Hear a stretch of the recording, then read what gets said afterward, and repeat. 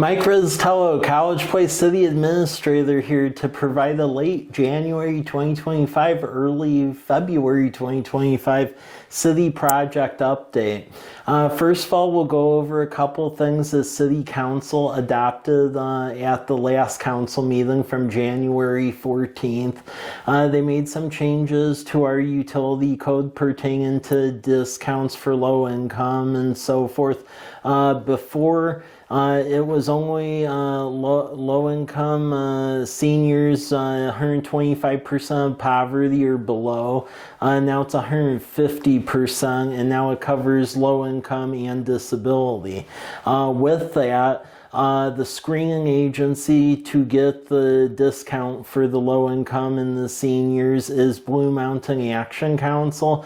They have their office over on 2nd Avenue over by Marcus Whitman Hotel. So you can either look at their website and fill it out that way or give them a call, and they do all the screening. They also do the screening for a lot of our utility partners such as Pacific Power, Cascade Natural Gas. So really it's a one-stop shop for everyone. Also, we wish to thank Blue Mountain Humane Society. We updated the contracting agreement with them, so that has moved forward as well. And then with that, we also have accepted a grant from State Department of Health. We're looking to do a consolidation feasibility study pertaining to some water systems either in and around the community, such as Villages Creek Homeowners Association. Some of the older phases of that subdivision are actually behind a single water meter. So even though it's somewhat part of the city system, it somewhat isn't, because much like your own house in the other sections of town, anything behind a water meter is private.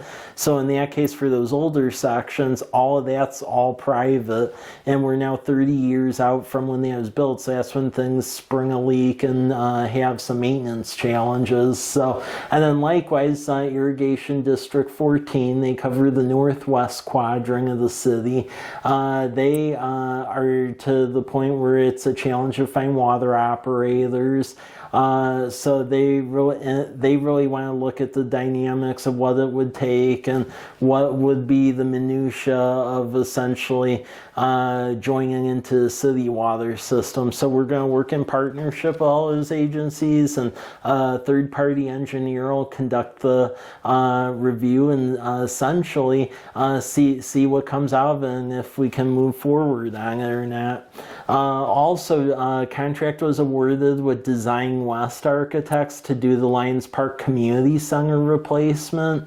That's in partnership with YMCA, the Rural Library District, and others. The idea is to demolish the current building and replace it with a two-story structure that we have community room, commercial kitchen, and then the library space as well, and the community room. So all that in the footprint of the existing center. So we'll be starting work in earnest on that. Also, a couple of other things.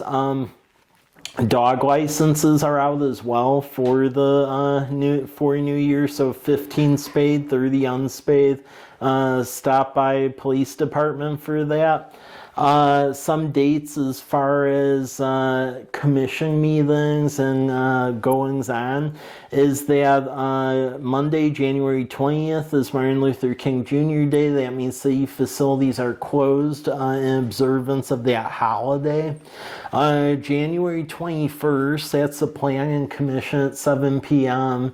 At City Hall, and they're very busy with a lot of activities coming up this year in partnership with the county and our neighboring cities. We're looking at a significant update to countywide planning policies that guides urban growth areas, comprehensive plans, development codes, things like that. So they're going to start grappling with that. Also, they're looking at the pre-approved building plans, trying to make development easier in town here. And then the comprehensive plan, we're now in the cycle where we need to start working on the comprehensive plan, which covers our development strategy and growth plans for next 20 years, but they're updated in about 8-year cycles. So that's going to be this year as well. So they're going to be dealing with all that as well as the buildable lands methodology. So they'll be meeting in the coming months because they have a very extensive work plan for fiscal year 2025. January 24th at 8 a.m. is the Park Arbor and Recreation Board. They are putting the finishing touches on the Park and Recreation plan. We have to update that every 6 years because if we do, we qualify for all the grants under the State Recreation Conservation Office. Those grants have been key in developing Kiwanis Park a couple years back, the pickleball courts, Lions Park, and then we also have grant funds to touch up Veterans Park at the Homestead subdivision. So it's really important to get all those plans good to go. January 28th, City Council, they'll meet at City Hall at 7 p.m. Going into February, we'll have the City Council workshop February 4th at Tuesday at 5:30 p.m. and then a council meeting on February 11th at 7 p.m. And then our Economic Development, Tourism, and Events Commission, they'll be meeting on Monday, February 3rd. They'll be dealing with a lot of items this year, so a couple things. They are working on a comprehensive economic development strategy. We've always had an economic development comprehensive plan. However, the Federal Economic Development Administration, they have various priorities where if you do a plan in accordance to those priorities, it makes a jurisdiction eligible for Federal Economic Development Administration grants to build infrastructure projects for a period of 6 years.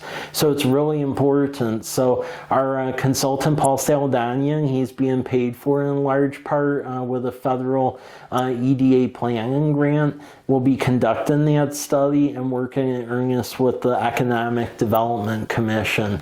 Our on-call engineer, JUB, is also working on an economic development study paid for by the State Community Economic Revitalization Board, the planning grant for a Martin Airfield area, because we annexed that in because Tarragon and Martin Airfield LLC, they own that. But keep in mind, years and years ago, we didn't really have infrastructure plans out there, so this study is going to detail all that, what the needs are, and what is the best pathway forward as that things develop around the airport.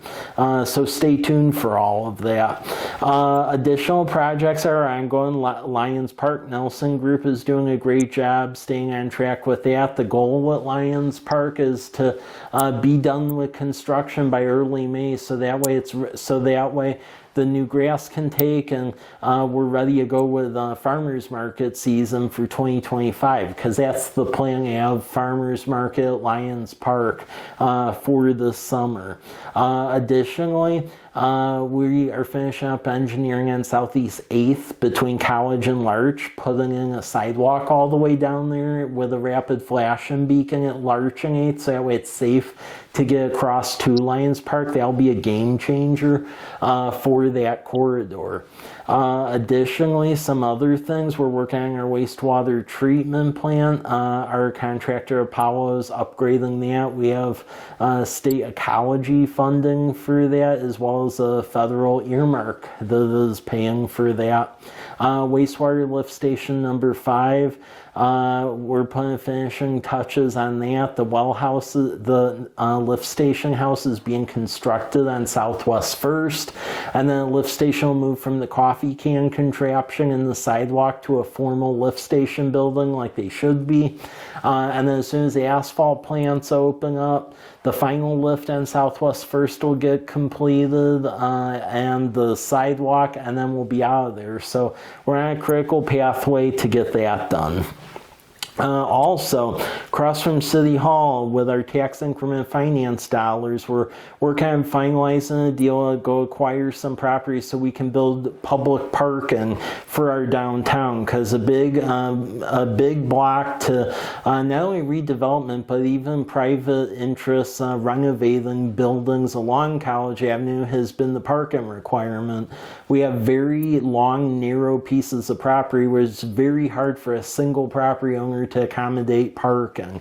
So with these shared parking lots, the goal is to essentially remove that requirement for along the corridor, so hopefully we can facilitate a good amount of investment into our downtown community.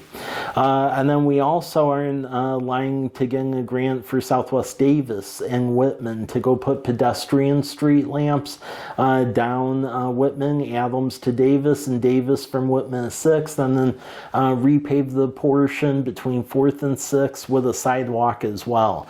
So we're working on engineering now. I would expect construction on that to probably be later within 2025 and 2026. And then also our 2 rapid flashing beacon projects, the post office crosswalk. We're waiting on the signage to get delivered. It should be here in a couple weeks, but the signs will get put up. The contractor's already hardwiring the lights and the rapid flashing beacon. Likewise, there's another one up at Rose and Lambert, but those should be ready to go, I should suspect, by February. And then the last project, touch base on Northeast Rose Street. We have a Transportation Improvement Board grant that's paying to put pedestrian lights on Rose between Ash and Cary Court. You will see that all transpire throughout the summertime. We have put conduit in for the electrical and then the pedestrian street lamps. But that's really going to be a game changer for that whole corridor, and we look forward to finally seeing that happen. And then if you go on the budget website, you'll see a couple of things for fiscal year 2025. We do have a fiscal 2025 budget brief flyer. It goes over the key hallmarks of the budget. You can look at that at our website. It's also going to get mailed out to everyone. And then also at the last council meeting, our city council, they adopted the fiscal year 2025 to 2035 strategic plan. So take a look at that. It has a succinct vision and mission statement for the future of the community we all strive for, as well as various goals and objectives.